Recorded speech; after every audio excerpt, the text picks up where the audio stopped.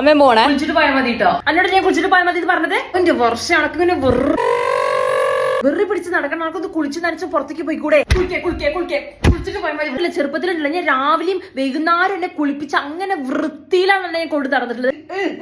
അടിക്കാൻ നല്ലോണം അടിക്കുന്നിട്ട് അടിച്ചോണ്ട് പറ്റിച്ചിട്ടുണ്ട് പോകണ്ട സ്പ്രേ. കുളിക്കാത്ത നനക്കട്ടെ അന്നെ പോലുള്ള ആൾക്കാർക്ക് അടിക്കാനുള്ള നല്ല സ്പ്രേ.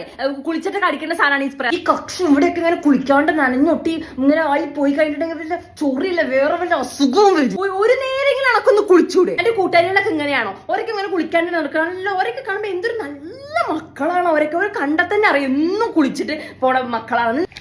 അറിയിട്ട് ഇട്ട തുണിയൊന്നും എങ്ങനെയാണെന്ന് ഓർമ്മണ്ടിരിക്കുക. കുളിച്ചിട്ടുണ്ടെങ്കിലല്ലേ ഷവർ വരെ ഉണ്ട്. ഇങ്ങനെ അതിന്റെ ചോട്ടിലായിട്ട് പോയിട്ട് നിന്നാ മതി, എന്നിട്ടും കുളിക്കാൻ പറ്റൂലോ. ഞാനൊക്കെ പണ്ട് ചെറുപ്പത്തില് പുഴയിലും കുളത്തിലൊക്കെ നടന്ന് കുറേ ദൂരം നടന്നിട്ടൊക്കെയാണ് പോയിട്ട് കുളിച്ചിട്ട്. കണക്കറിയാഞ്ഞിട്ടാണ് എന്നെ നല്ല നാറ്റുണ്ട്. ഈ അടുത്ത് കൂടെ കണ്ട് പോകുമ്പോ നല്ല ചൂരടിക്കും. ഈ സ്പ്രേ ഇങ്ങനെ അടിച്ചടിച്ച് പോയാലും ആ മണം മാറൂല. അത് നല്ല നാറ്റുണ്ട്. ഞാനൊക്കെ 4 മണിക്ക് തണുത്ത വെള്ളത്തിൽ നിന്ന് കുളിച്ചിട്ടുണ്ട്. ഇങ്ങനെ സുഖ സൗകര്യങ്ങൾ ഉണ്ടായിട്ട് കുളിക്കാൻ അമ്മേനെ കൊള്ളാഞ്ഞിട്ടാണെന്ന് പറയൂടെ. എന്നിട്ട് ഈ കുളിക്കാത്തതിന്റെ പേര് എനിക്കാണ് അവസരം കിട്ടും. ഞാൻ 3 നേരം 4 നേരം കുളിക്കുന്നത് എനിക്ക് കുളിച്ചിട്ട് പോയാൽ മതി. എന്റെ പെർഫ്യൂമും എന്റെ എല്ലായിട്ടും ഞാൻ കത്തിക്കും. ഞാൻ ഒന്ന് കുളിച്ചിട്ട് പോ.